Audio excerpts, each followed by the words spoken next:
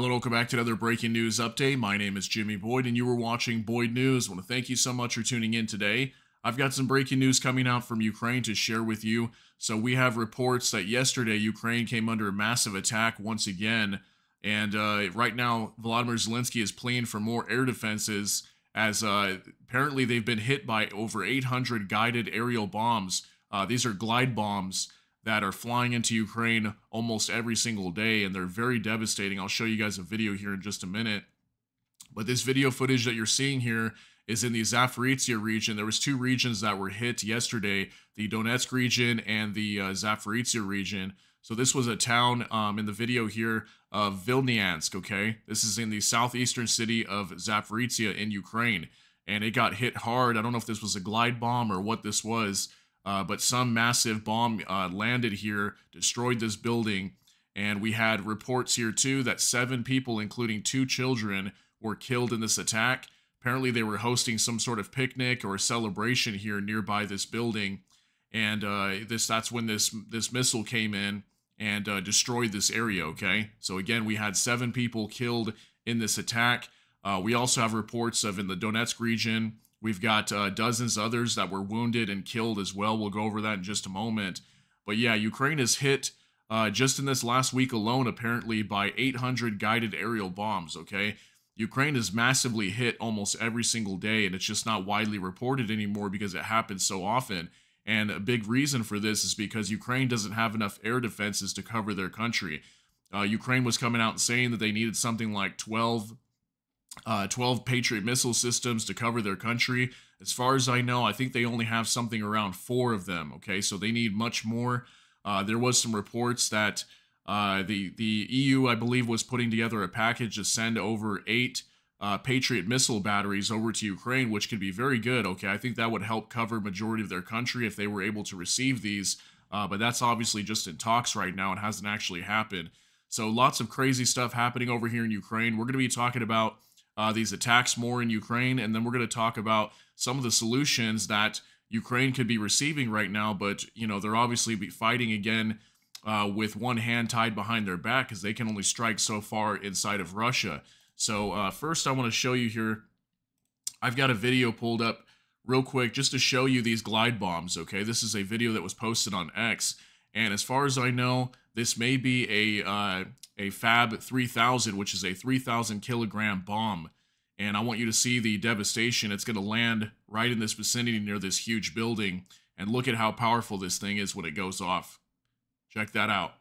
I believe that is a Fab 3000, one of their most powerful glide bombs that Russia has in their arsenal. And they are dropping these all over Ukraine, okay? And this is a very big game-changing weapon for Russia because Russia will drop these all over the front lines.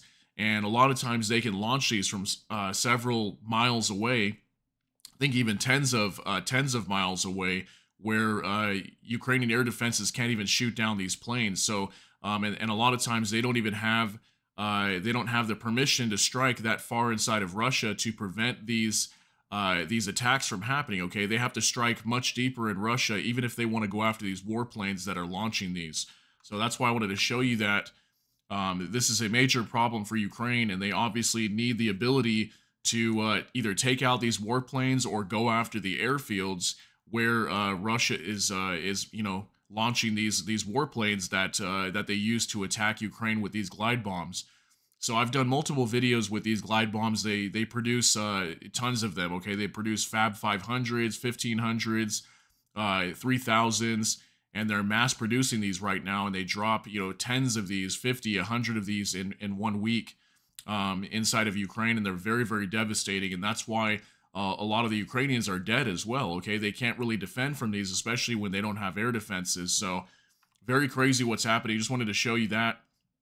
Also, I've got this report pulled up here on The Guardian, so let's go over this real quick. Zelenskyy calls for more air defenses after latest deadly Russian strikes on Ukraine. Ukraine president says long-distance strikes and modern air defenses crucial to halting Russian terror. The Ukrainian president Volodymyr Zelenskyy has renewed his calls for more air defenses and long-range weapons after a missile attack in southern Ukraine killed 7 people, including 2 children. Ukrainian officials released photos showing bodies covered with picnic blankets in a park in Vilnyansk. a town near the southeastern city of Zaporizhia, alongside deep craters in the scorched earth and the charred remains of a nearby building. Our cities and communities suffer from such Russian strikes daily, Zelenskyy wrote on the Telegram message app after the strike on Vilniansk. Ukraine needs the necessary forces and resources to destroy the carriers of these bombs. Clear decisions are needed to protect our people. Long-distance strikes and modern air defenses are crucial to halting daily Russian terror. So I wanted to comment on this real quick.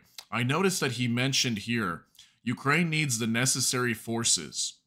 Very interesting, because we just heard just in the last day or two that Ukraine is out of forces, okay? They have no more men to fight this war. They've completely run out of men. Majority of them are all dead. Volodymyr Zelenskyy came out and reported that.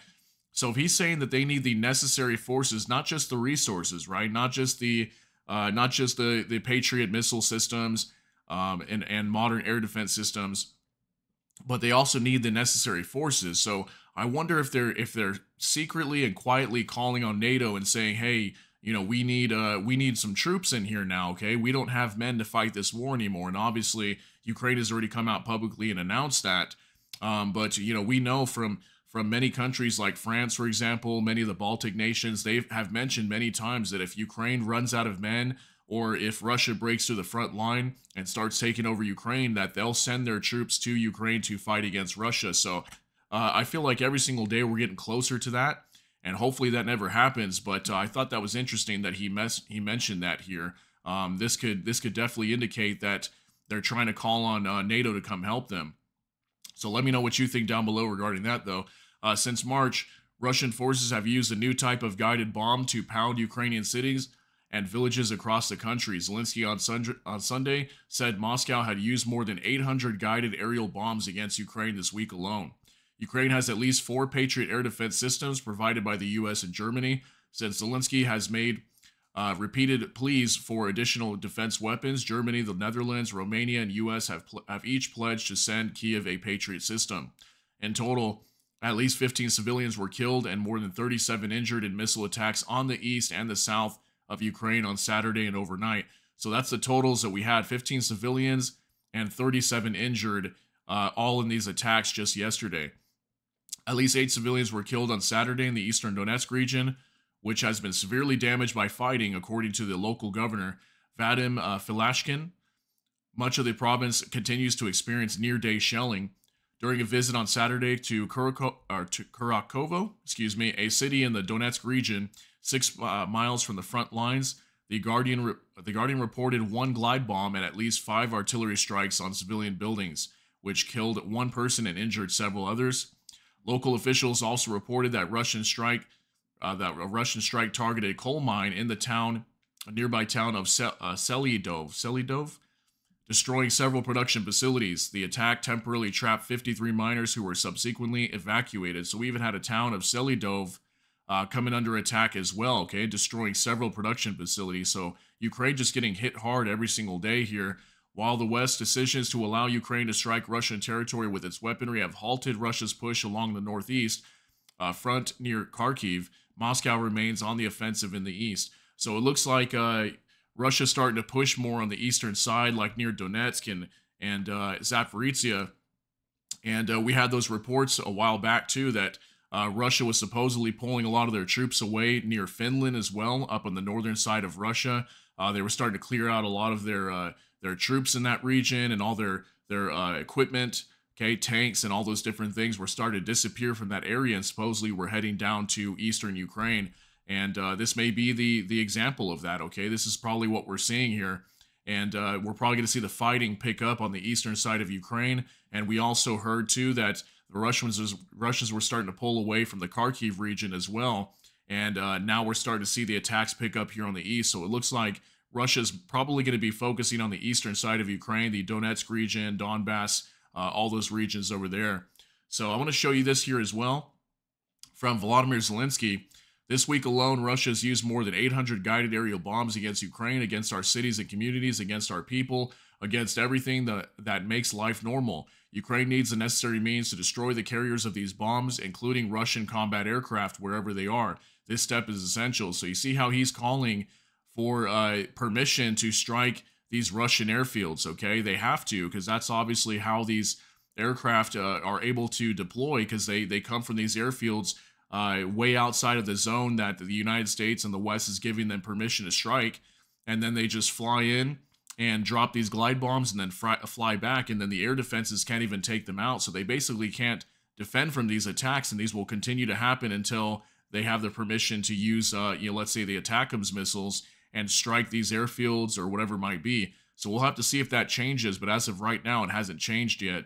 Clear decisions are needed to help protect our people. Long-range strikes and modern air defense are the foundation for stopping the daily Russian terror. I thank all our partners who understand this. So he put out a little video clip here.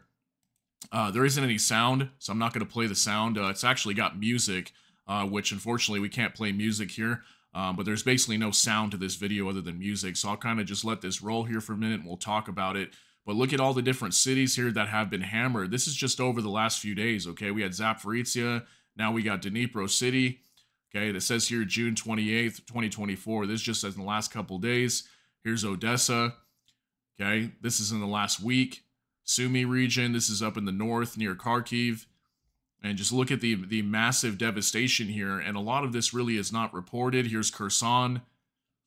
Okay, lots and lots of attacks happening in Ukraine all the time. And I try to cover these as much as I can to show the devastation in Ukraine.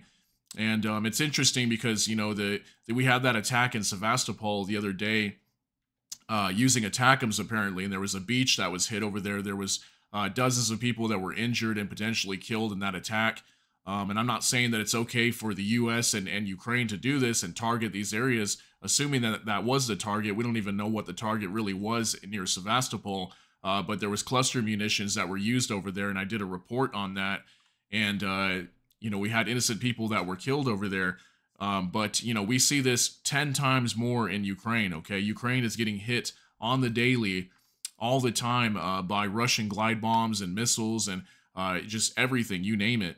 And, it's obviously not good, okay? We're having lots of innocent people being killed, and that's why Volodymyr Zelenskyy came out the other day and said they're going to start pushing for peace because, for one, they're out of troops. They can no longer fight this war anymore. And then, two, they're having, dozens of innocent people being injured and killed in these strikes every single week. So that's why I like to cover this.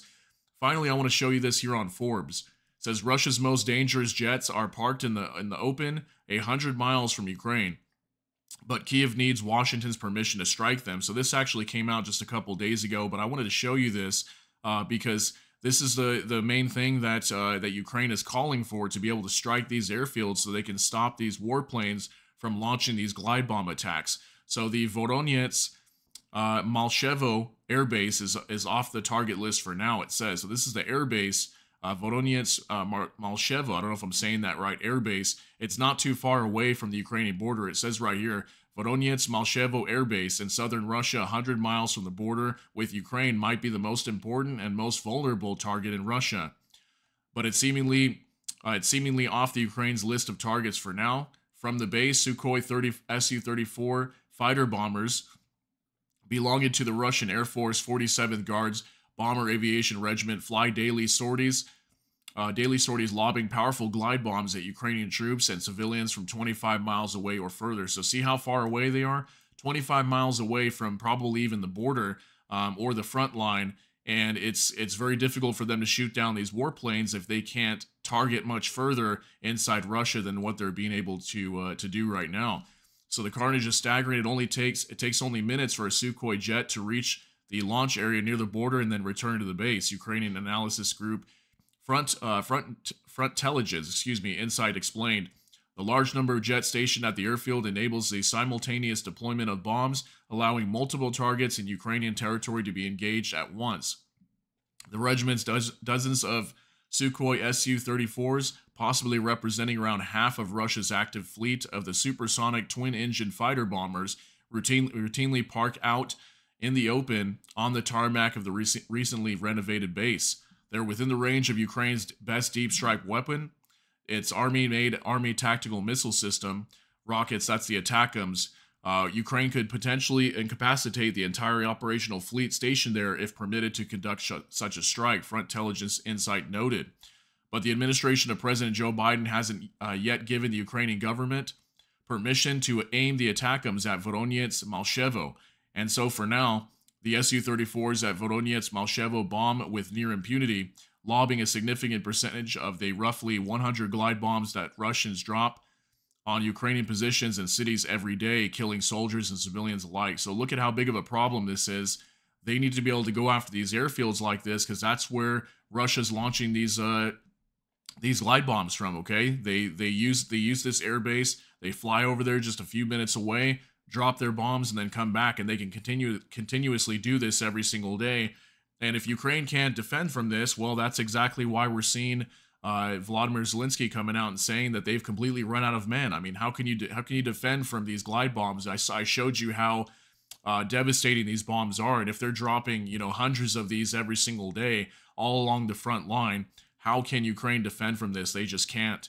But just very crazy news. I just wanted to share this update to let you know of these attacks that happened yesterday and how big of a problem this is for Ukraine. And they've got to get this settled and figured out at some point.